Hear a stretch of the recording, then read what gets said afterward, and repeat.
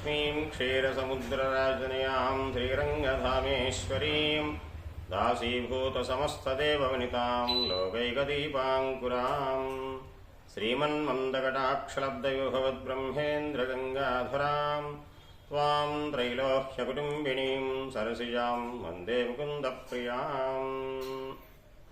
భక్తమహాశైల విజ్ఞప్తి. మన కనక మహాలక్ష్మి మందిరం సిద్ధార్థ నగర్ 6వ లైన్లో వేయించేసినటువంటి మందిరంలో రేపు ఏకాదశి అంటే 11వ సంవత్సరం దసరా నవరాత్రులు అత్యంత వైభవేతంగా రేపటి నుంచి ప్రారంభంగా ఉన్నాయి.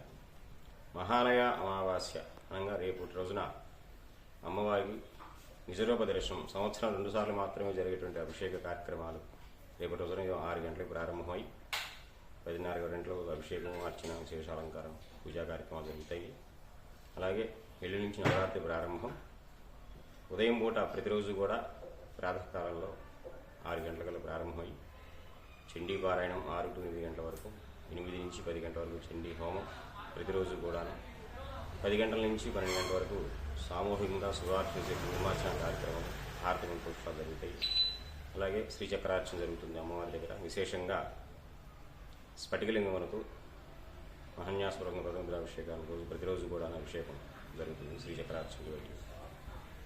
సాయంత్రం కూడా సహస్రనామార్చన, విశేష పంచహారతలు, చతుర్వేద స్వస్తి సాయంత్రం పూట 7:30 గంటలకు కార్యక్రమాలు జరుగుతాయి. ఈ నవరాత్రి 9 రోజులు కూడా భక్తులు పాల్గొని అమ్మవారి కృపకు పాత్రలు కావాల్సింది కోరుచున్నాము.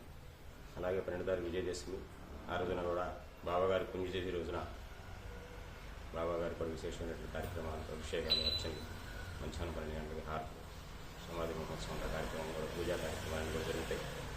ఈ కార్యక్రమాలు భక్తులు పాల్గొని అమ్మవారి ప్రభు పాత్రలు కావాల్సిన కోరుచున్నాం.